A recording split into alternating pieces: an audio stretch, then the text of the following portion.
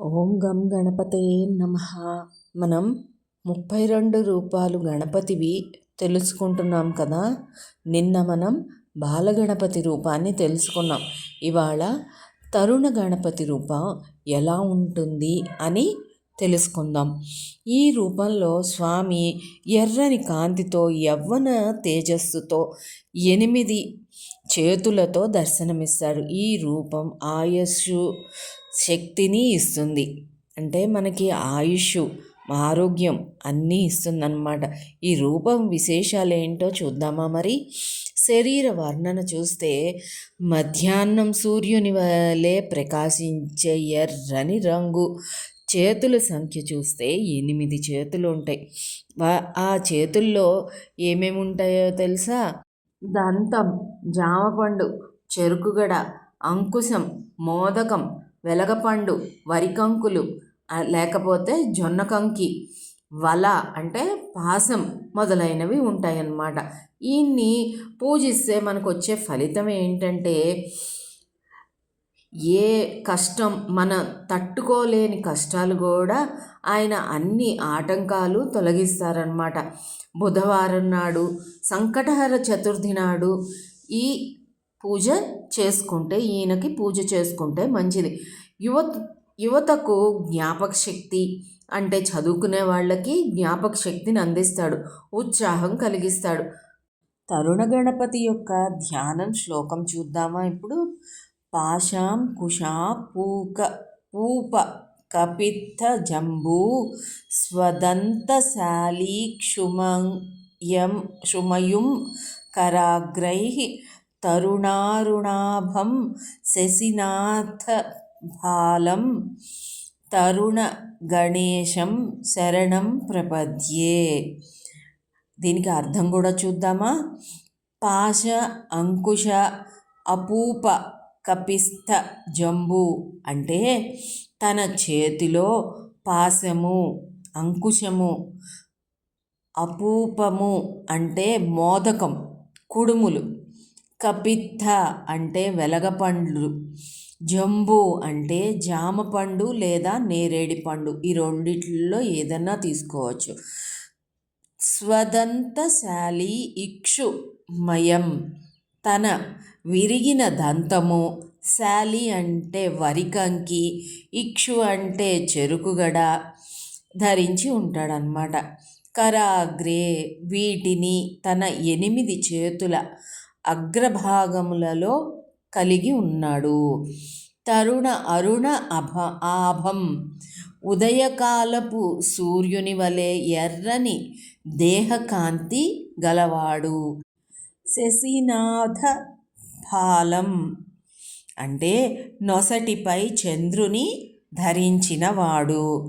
తరుణ గణేశ శరణం ప్రపద్యే అటువంటి యవ్వన తేజస్సు ఉట్టిపడే తరుణ గణపతిని నేను శరణు వేడుకుంటున్నాను అని చెప్పటం అన్నమాట.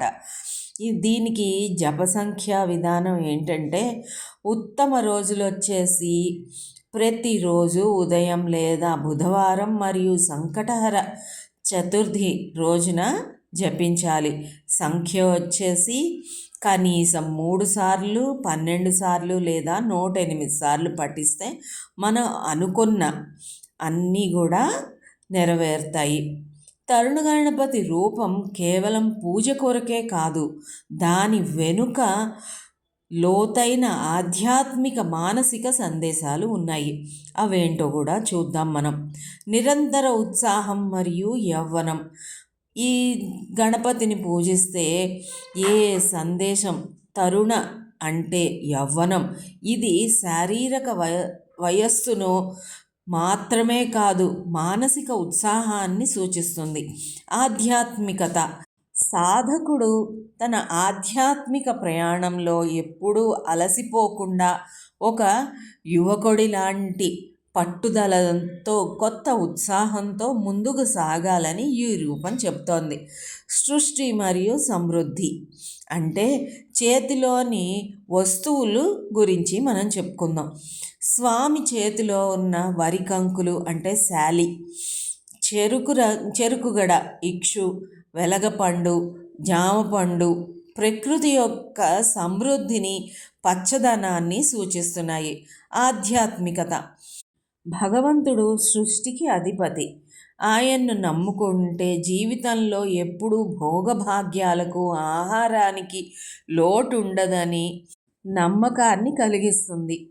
దీంట్లో ఇంద్రియ నిగ్రహం గురించి చెప్పుకుందాం. పాశం, అంకుశం. పాశం అంటే తాడు, బంధాలను, అంకుశం నియంత్రణను సూచిస్తాయి. ఆధ్యాత్మికత. మనిషి తన కోరికలను, ఇంద్రియాలను అదుపులో ఉంచుకోవాలి. యవ్వనంలో తప్పదారి పట్టే మనస్సును అంకుశంతో అణచివేసి సన్మార్గంలో పెట్టడమే దీని పరమార్థం.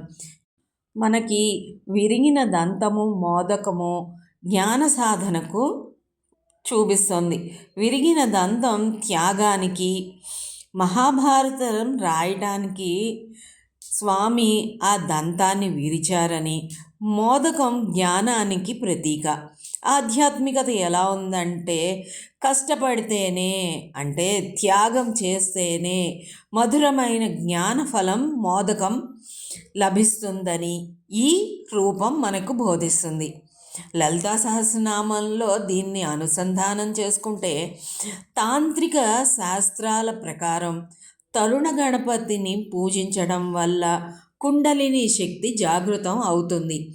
ఈ రూపం మనిషిని మణిపూరక చక్రం అంటే నాభి స్థానం పై ప్రభావం చూపిస్తుంది. ఇది మనిషికి ఆత్మవిశ్వాసాన్ని, శారీరక శక్తిని ఇస్తుందన్నమాట. అందుకని మనం తరుణ గణపతిని ఎల్లప్పుడూ మనం ధ్యానిస్తూ ఉంటే కనుక మనం ఆధ్యాత్మికత కోసం పాటుపడే వాళ్ళకి, ప్రతి వాళ్ళకి ఆయన సహకరిస్తాడు. ఓం గం గణపతయే నమః.